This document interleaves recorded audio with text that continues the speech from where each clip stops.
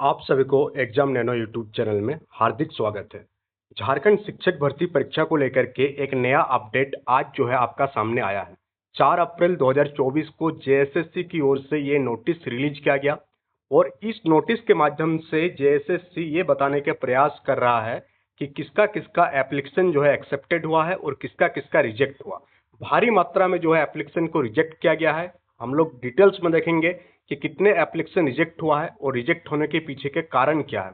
साथ ही ये भी बात करेंगे कि अब आपका एग्जाम डेट कब तक हो सकती है, यानी कि एग्जाम आपका कब तक होगा और अब आपको कम समय में कैसे आप तैयारी करेंगे, डिटेल्स में हम लोग बात करेंगे। तो कंप्लीट वीडियो में बने रहिएगा।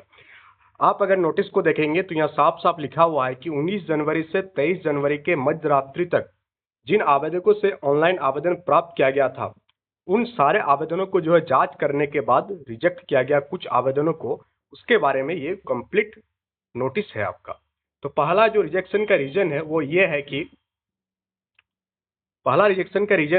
बहुत सारे कैंडिडेट जो है पहला अपना फर्स्ट स्टेज रजिस्ट्रेशन का कंप्लीट कर लिया था बट उसके बाद पेमेंट नहीं किया, जिसके कारण इन सारे एप्लीकेशन को रिजेक्ट किया गया।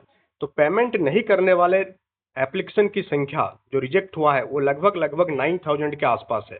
टोटल 9772 एप्लीकेशन रद्द हुआ है। किस कारण? पेमेंट ना होने के कारण। फर्स्ट स्टेज तो कंप्लीट हो गया बट पेमेंट नहीं किया आवेदकों ने, जिसके कारण आवेदन को रद्द किया गया।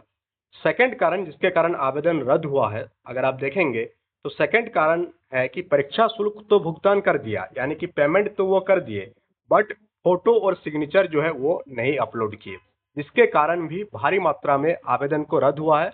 अगर इनकी संख्या अगर हम लोग देखें तो लगभग जो संख्या आपको देखने को मिलेगी वो संख्या है, आई थिंक 300 के आसपास कुछ था, वो संख्या भी काफी थी। 400 के आसपास, 449 के आसपास वो संख्या थी जो पेमेंट के बाद फोटो अपलोड नहीं किया। तीसरा रीजन जिसका कारण जो एप्लीकेशन रिजेक्ट किया गया है वो ये कि द्वितीय चरण में पंजीयन संख्या के आधार पर रद्द किया गया, यानी कि 19 जनवरी द्वारा जो कैंसिलेशन हुआ था उसके बाद टोटल 101 इसमें है आपका थर्ड पॉइंट में। फोर्थ पॉइंट की अगर हम लोग बात करें जो सबसे ज्यादा इंपॉर्टेंट है, क्योंकि हम लोग सभी जानते हैं कि 1 से 5 के लिए जो एलिजिबिलिटी क्राइटेरिया है उसको बाद में चेंज किया गया था, यानी कि आपका 1 to 5 के लिए डीएलएड होना कंपलसरी है। बट पहली बार जब एप्लीकेशन हुआ था उसमें आपका क्या किया गया था कि बीएड वाले भी आवेदन के लिए योग्य हो गया था अकॉर्डिंग टू द नोटिफिकेशन।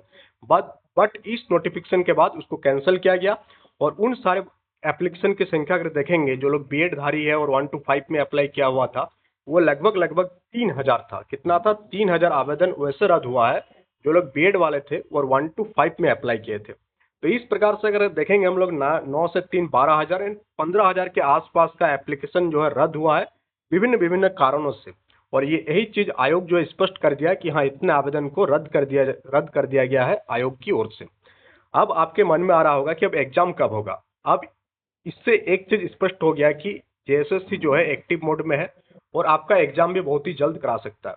इसी चीज को ध्यान में रखते हुए एग्जाम नैनो की ओर से आपके लिए एक बैच जो है बहुत ही जल्द लॉन्च किया जा रहा है, जिसमें पीआरटी वालों के लिए ये बैच लॉन्च होगा 1 to 5 वालों के लिए।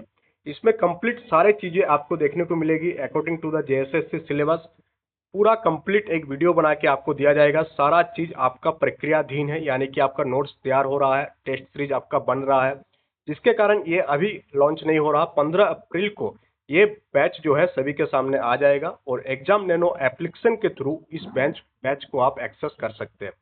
कंप्लीट डिटेल्स आपको बाद में बताया जाएगा कि कितने में इस बैच को आप एक्सेस कर सकते हैं। एक मिनिमल फी आपको पेमेंट करना है सो दैट जो एप्लीकेशन की खर्चा हो गया, नोट बनाने के लिए जो कंटेंट राइटर टीम की खर्चा हो गया, ये सारे खर्चा कम से कम निकल जाए। तो बैच बहुत ही मिनिमल प्राइस में आएगा। 15 अप्रैल तक आप लोग वेट कर लीजिए। बहुत ही बेहतर बैच के साथ आपको तैयारी कराया जाएगा और आप अपना एक सीट जो है कंफर्म कर सकते हैं झारखंड शिक्षक भर्ती में। तो so that's all for today. Thank you for attending the session और टेलीग्राम चैनल ज्वाइन कर लीजिएगा जहां पर ये पीडीएफ आपको डाल दिया जाएगा।